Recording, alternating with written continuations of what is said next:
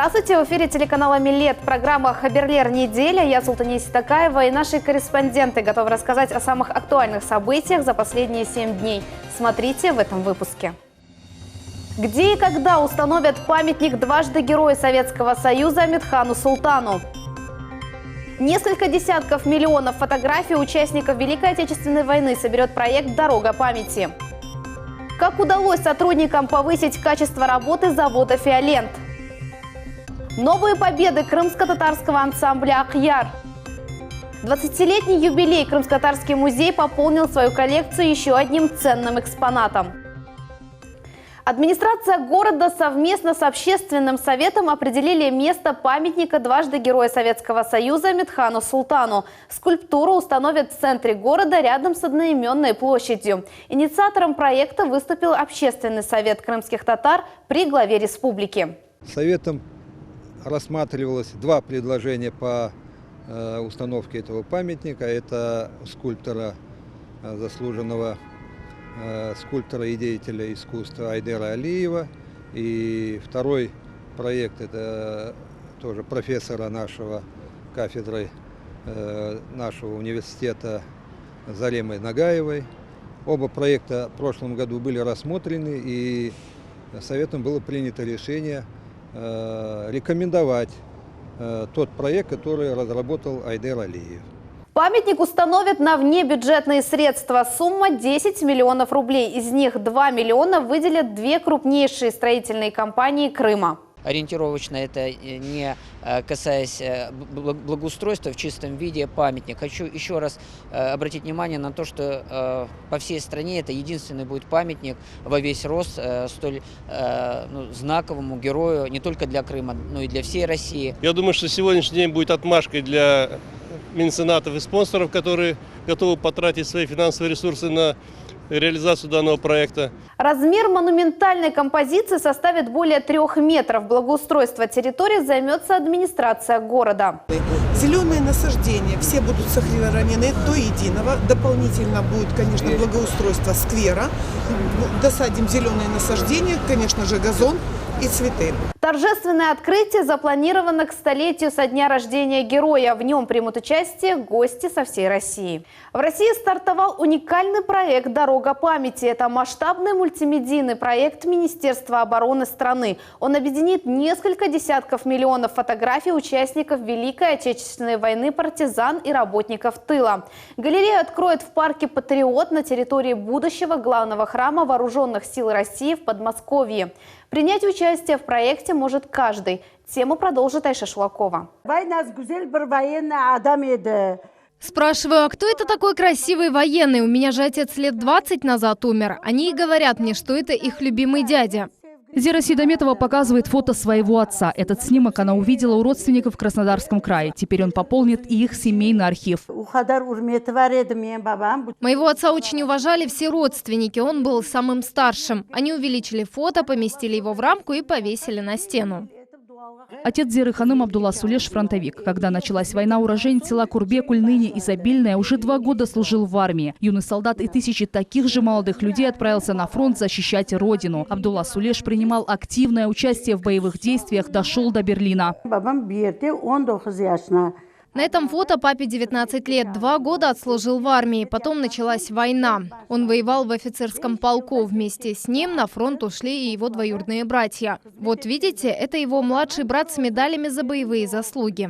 Теперь, благодаря масштабному мультимедийному проекту «Дорога памяти» Министерства обороны России, подвиг Абдуллы Сулеша войдет в историю, как и имена тысячи других героев, отдавших жизни за мирное небо.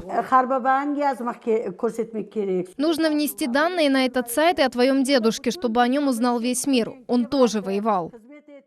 Фото своих родственников, фронтовиков, тружеников тыла, партизан, фотокорреспондентов, даже узников концлагерей для проекта может прислать каждый на сайт дорогамил.ру. Для тех, кто не имеет возможности загрузить фотографии ветеранов через интернет, работают пункты приема информации в военных комиссариатах по месту жительства.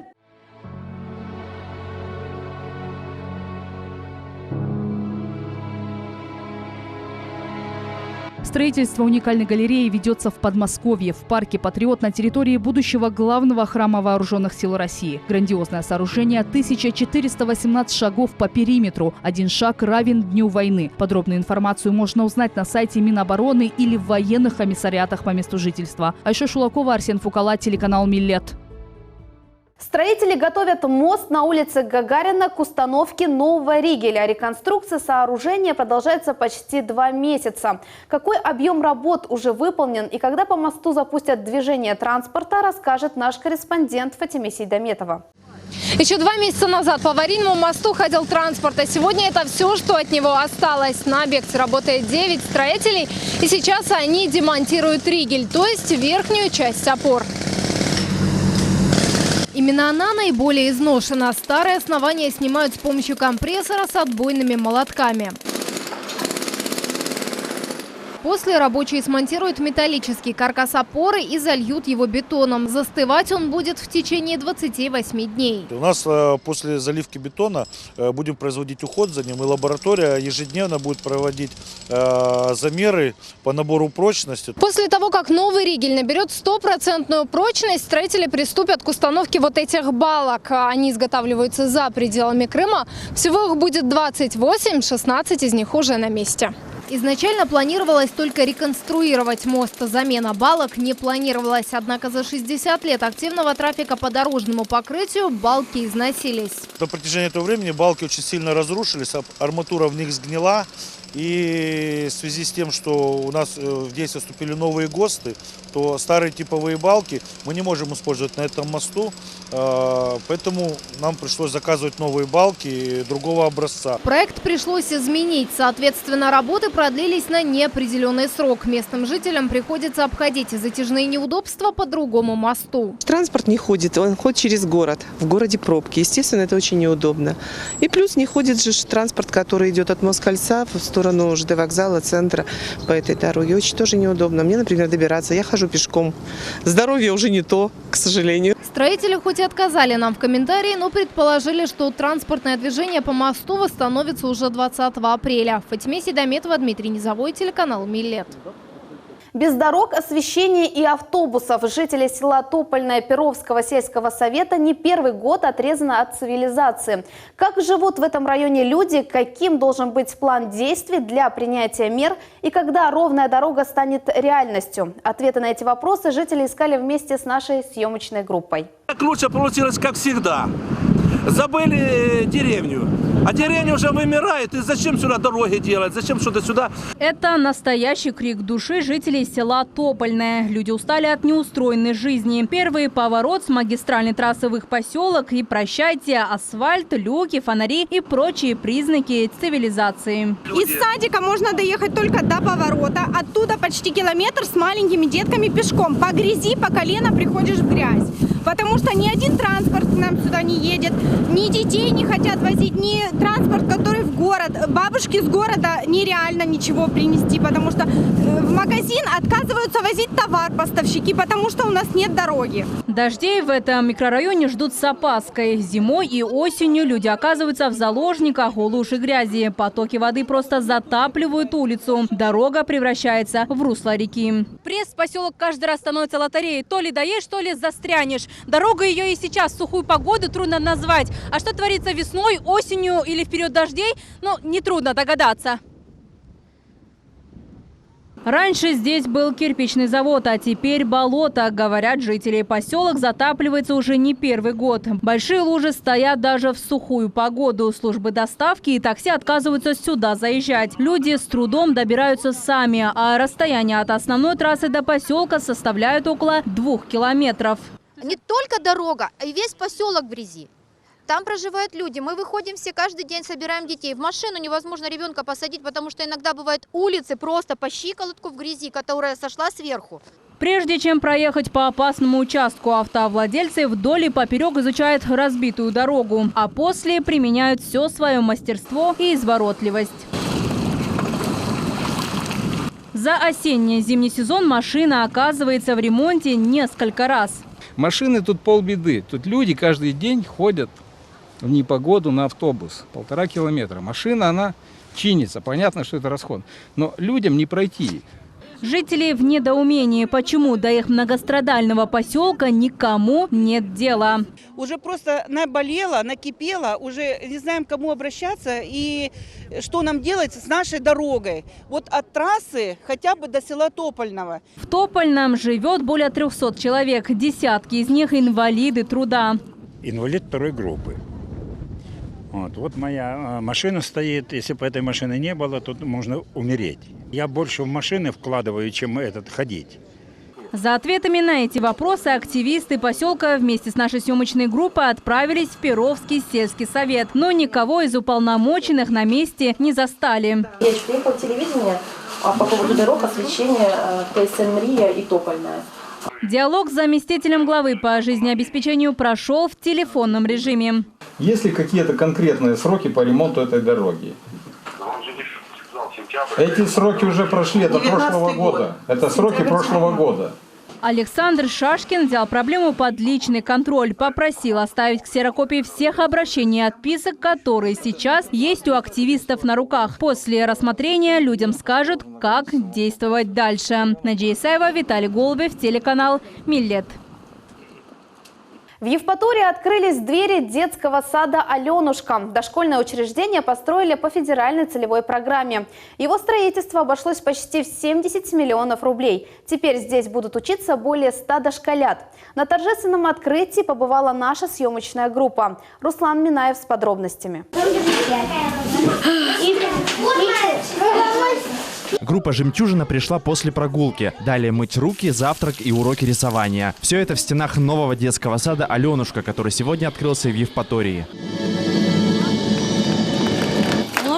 Торжественное перерезание ленточки и вручение символичных ключей. Учреждение открыли на месте другого детского сада, который закрыли еще в конце 80-х годов прошлого века. Двухэтажное здание детского сада разделено на 5 блоков. Здесь есть все, что нужно. Спальни, игровые, музыкальные и спортивные залы. Для людей с ограниченными возможностями есть пандусы и вот такие подъемники для колясок.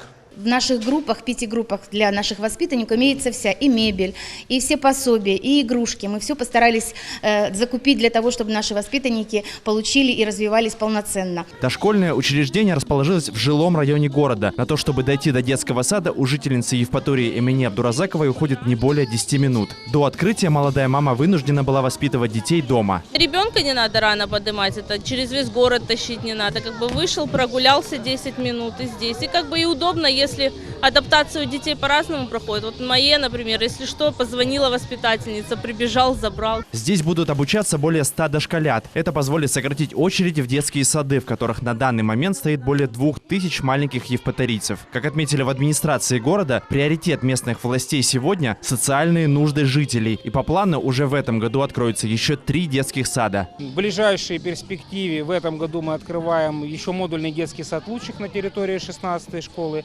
Мы откроем модульный детский сад на территории 12-й школы. Мы откроем модульный детский сад на территории микрорайона Исмаил-Бей. В этом году в Евпатории планируют разработать проект еще для 2 детских садов. Руслан Минаев, Рафаэль Вахидов, телеканал «Миллет». Завод «Фиолент» добивается значительных результатов благодаря участию в национальном проекте. За 3 месяца его сотрудники выявили проблемы и потери в производстве. Так они смогли повысить качество работы. Подробнее Севиля Меметова. Работа на заводе «Фиолент» кипит круглосуточно. Это автоматическая линия изготовления якорей. На участке 8 человек. В сутки изготавливают 900 единиц.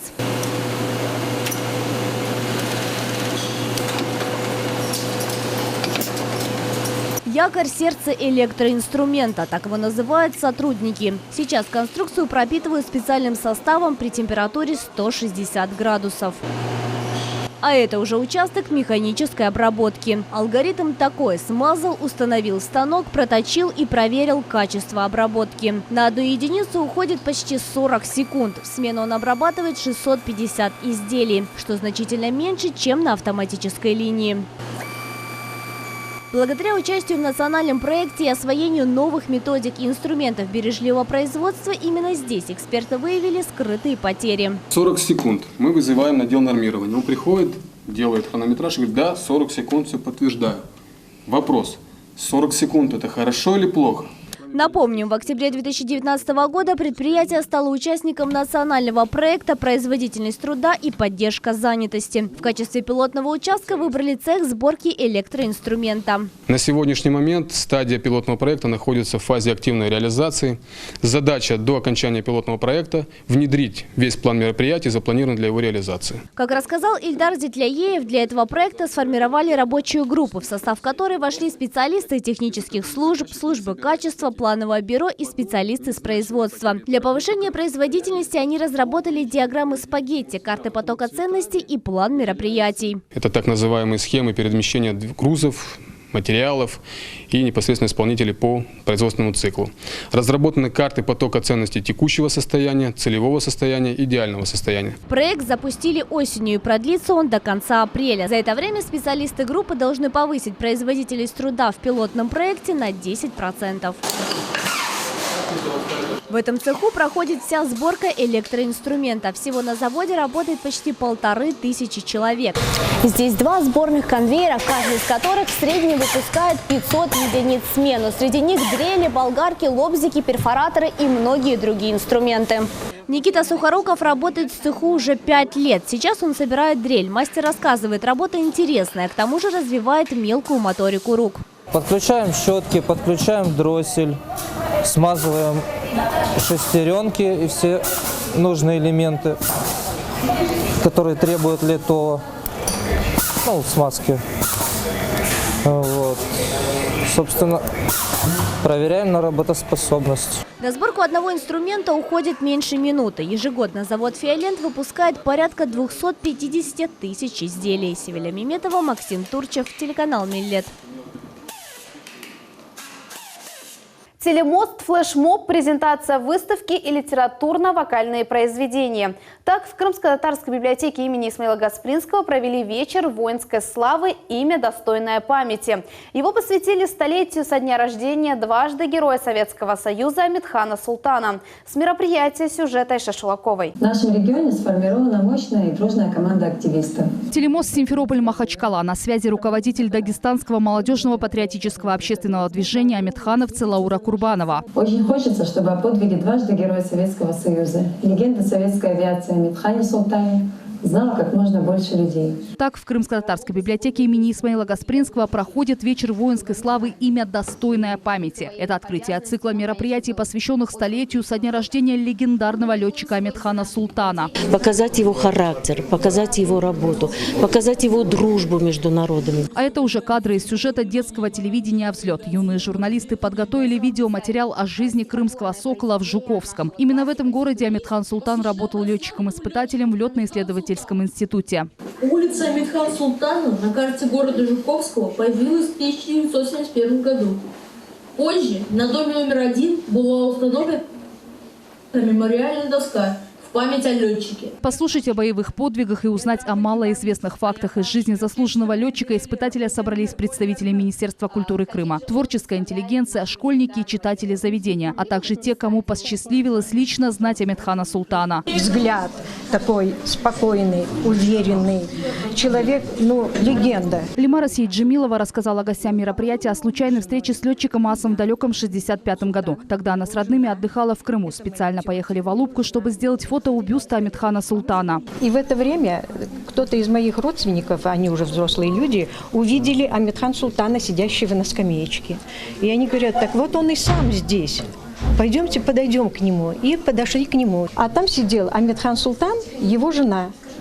И вот когда они стали с ним разговаривать, общаться, в это время, значит, я стояла в сторонке и смотрела за ним, что такой человек, герой, в общем, все известные. И в такой простой форме одежды. Снимками из жизни дважды Героя Советского Союза поделился и читатель библиотеки Мухаммед Нагашев. Эти фотографии попали к нему из личного архива родной тети Амитхана Султана. Вот у меня в руках карта Амитхана Султана.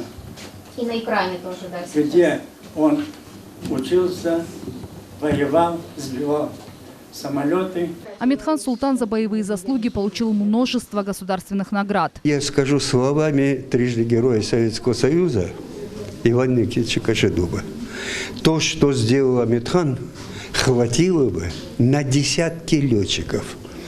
И на самом деле, вы понимаете, такие личности, как Амитхан Султан, приходят в жизнь, если не в 1000, то 100 лет раз.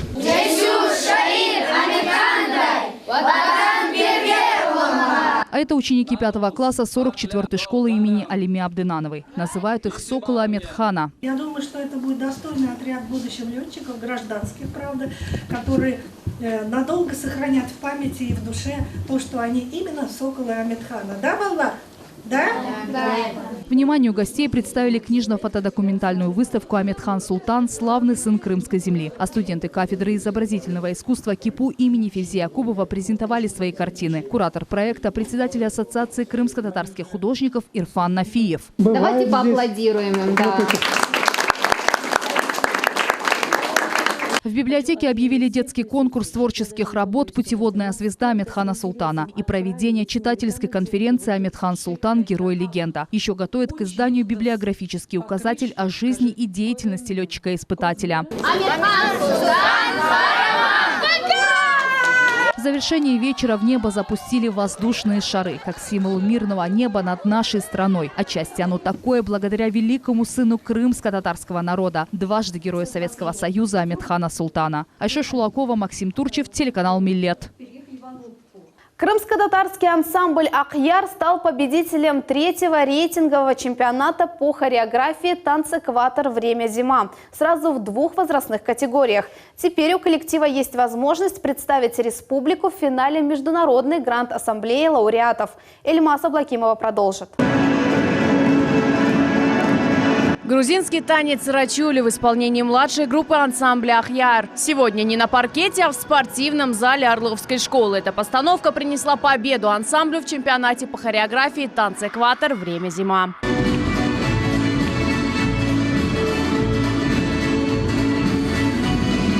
Грузинские постановки эмоциональные, насыщенные, технически сложные, рассказывают юные танцоры, но репетировали долго и усердно, поэтому волнения на сцене не было, говорит 10-летний Зульфир Кинджаметов.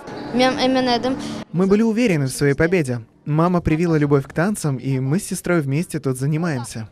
«Танцэкватор» – рейтинговый чемпионат по хореографии. Крымский этап проходил в Симферополе в начале февраля. Среди сотен ансамблей и солистов «Ахьяр» забрал 2 призовых места. Ян Головин занимается танцами 9 лет. Сегодня он исполняет мужскую партию в узбекском народном танце. Это 2-я победная постановка. Мы танцевали узбекский танец, только хорезмская школа. Чем отличается хорезм от простого узбекского танца? Своей изящностью, яркими движениями и более красочными костюмами. Теперь у воспитанников ансамбля есть возможность выступить на всероссийском этапе конкурса. Недавно они взяли гран-при в севастопольском конкурсе «Я и мой учитель». Постановка, посвященная Великой Победе, не оставила равнодушной жюри. На сегодняшний день ансамбль «Ахьяр» уверенными шагами идет, радует нас очень. Он объединяет в себя более 200 детей с Качинской долины в основном, которые участвуют во всех наших национальных праздниках, и не только национальных, но и общегородских. Крымско-татарский «Ахьяр» – это калейдоскоп культур. Более 200 детей в возрасте от 6 до 18 лет исполняют танцы всех народов Крыма. Дружба – это все-таки самое главное. Толерантность, она должна присутствовать в каждом народе, потому что в Крыму очень много разных национальностей, и каждый должен уважать друг друга. Это я воспитываю в детях и стараюсь донести до них, чтобы они дальше росли с этим. В этом году ансамбль отметит 10-летний юбилей. 25 апреля на базе Центра культуры в Севастополе пройдет отчетный концерт, где покажут самые яркие постановки. Эльмас Аблакимова, Рафаэль Вахидов, телеканал «Миллет». Более 500 выставок, 15 тысяч экспонатов и свыше 50 печатных изданий. Это только малая часть достижений единственного в мире Крымско-татарского музея за 20 лет. В день юбилея хранилище культурного учреждения пополнилось еще одним уникальным предметом 17 века. Кто и какой именно презент подарил музею, ответы в нашем следующем сюжете. Национальные мотивы в исполнении знаменитого скрипичного ансамбля «Сельсибель» звучат в зале Крымско-татарского музея культурно-исторического наследия. Так здесь встречают гостей. Представители власти, культуры и общественники пришли разделить радость с сотрудниками учреждения. Национальному музею исполнилось 20 лет. Когда музей открыл свои двери для посетителей, здесь работала всего пара человек. Среди экспонатов уникальная коллекция старинных предметов декоративно-прикладного искусства Аблямита Умерова и картины нескольких художников. Вначале было около 400 экспонатов, сейчас более 15 тысяч. Но еще много предметов, которые нужно внести в список. Тогда их счет значительно увеличится. Коллекцию пополнил еще один ценный предмет – крымско-татарский кувшин. Ему более 400 лет. Подарок депутата Госдумы Руслана Бальбека. Исмет Аблятипович сориентировал, что это либо мастера Бахчисарая, либо мастера Карасу-Базара, Белогорска. Это 17-18 век, изделия довольно-таки в хорошей сохранности. В торжественный день сотрудников культурного центра благодарностями наградил председатель Госкомнадзора. Это не просто музей, это сокровищница колорита целого народа. К сожалению, помещение музея не соответствует его значимости, говорит Альберт Кангиев. Очень большое количество экспозиций лежит на складе и не демонстрируется. Это очень плохо. Мы сегодня ищем варианты, каким образом преобразить наш музей, каким образом придать ему новое дыхание в виде другого здания, для того, чтобы было как можно больше площадей. Министр культуры Крыма Арина Новосельская заверила, этого события долго ждать не придется. Мы переедем в новое здание. Ура! В этом 2020 году, юбилейный год. Именно эта новость стала главным подарком в 20-ю годовщину музея. Следующий день рождения культурный центр крымских татар отпразднует также весело и радостно уже в новом помещении. Фатиме Седометова, Дмитрий Низовой, телеканал Миллет. Это были самые важные, актуальные политические, экономические и социальные новости. Увидимся ровно через 7 дней. Приятного вечера и хорошей недели.